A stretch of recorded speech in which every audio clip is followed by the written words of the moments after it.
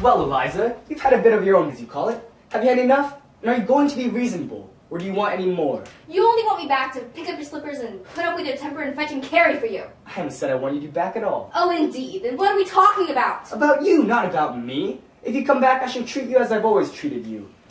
My manners can't be changed, and I certainly don't intend to change my nature. My manners are exactly the same as Colonel Pickering's. That's not true. He treats the flower girl as if she were a duchess. And I treat a duchess as if she were a flower girl. I see. The same to everybody. Just so. Like father.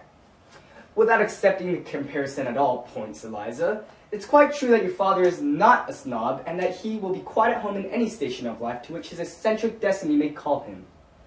The great secret, Eliza, is not having bad manners or good manners or any particular sort of manners at all, but simply behaving as if you were in heaven, where there are no third-class carriages, and no soul is as good as another. Amen. You are a born preacher. The question is not whether I treat you rudely, but whether you've ever heard me treat anyone better. I don't care how you treat me. I don't mind you sneering at me. I don't mind a black eye. I've had one before. But I won't be passed over. Then get out of my way, for I won't stop for you. You talk about me as if I were a motor bus. So you are a motor bus. All bounce and go and no consideration for anyone. But I can do without you. Don't think I can't. I know you can. I told you you could. I know you did, you brute. You wanted to get rid of me. Liar. Thank you. You never ask yourself, I suppose, whether I could do without you. Don't you try to get round me. You'll have to do without me. I can do without anybody. I have my own soul, my own spark of divine fire, but I shall miss you, Eliza. I've learned something from your idiotic notions. I confess that humbly and gratefully. And I've grown accustomed to your voice and appearance. I like them, rather. Well, you have them both on your gramophone and in your book of photographs. When you feel lonely without me, you can turn the machine on. It's got no feelings to hurt. I can't turn your soul on. Leave me those feelings, and you can take away the voice and the face. They are not you. Oh, you are a devil. You can twist the heart in a girl as easy as some could twist her arms to hurt her. Mrs. Pierce warned me. Time and again she wanted me to leave, and you always got around to her at the last minute. You don't care a bit for her, and you don't care a bit for me. I care for life and humanity.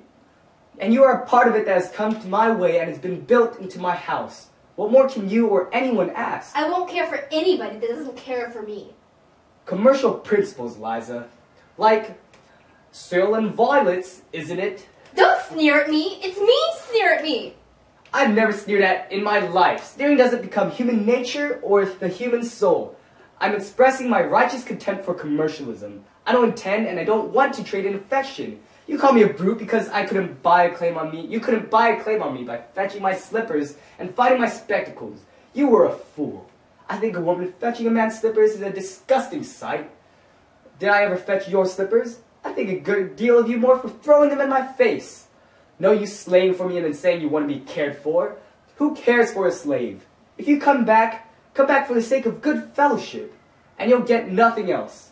You've had 1,000 times as much out of me as I've had out of you. And if you dare set up your little dog's tricks of fetching and carrying slippers against my creation of Duchess, Eliza, I'll slam the door in your silly face. What did you do it for if you didn't care for me?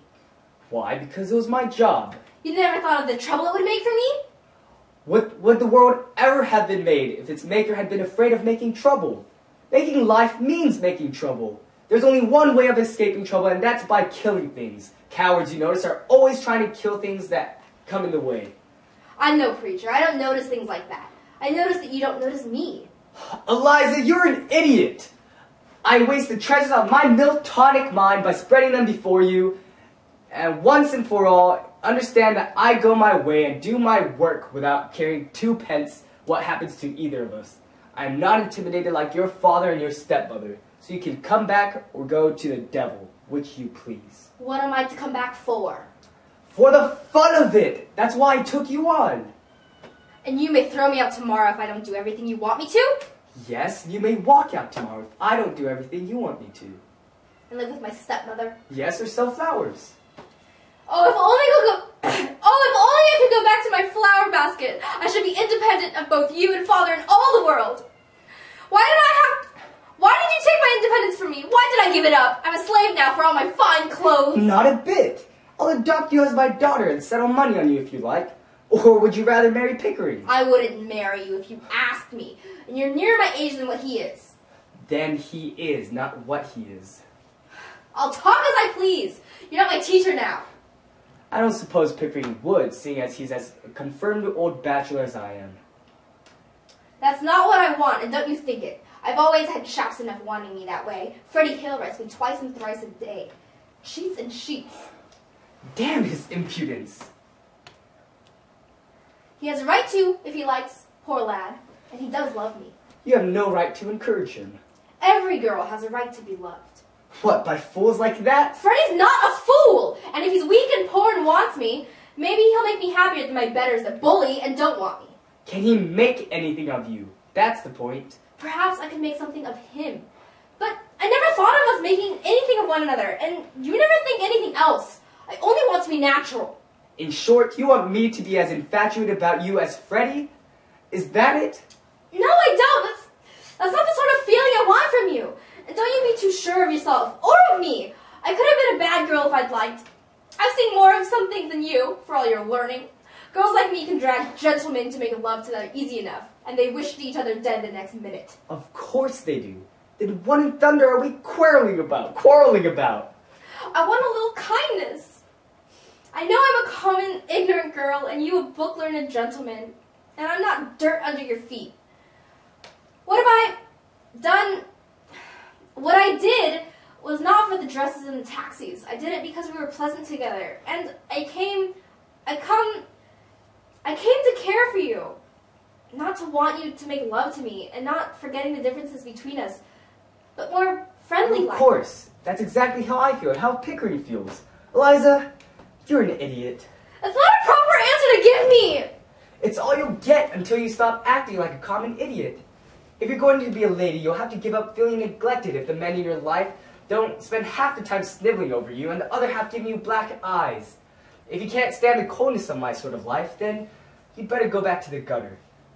Work till you are more a brute than being a human being, and then cuddle and squabble and drink till you fall asleep. Oh, that's a fine life, the life of the gutter. It's real, it's warm, it's violent. You can feel it through the thickest skin. You can taste it and smell it without any training or any work. Not like science or literature or classical music or philosophy and art. You find me cold and feeling selfish, do you?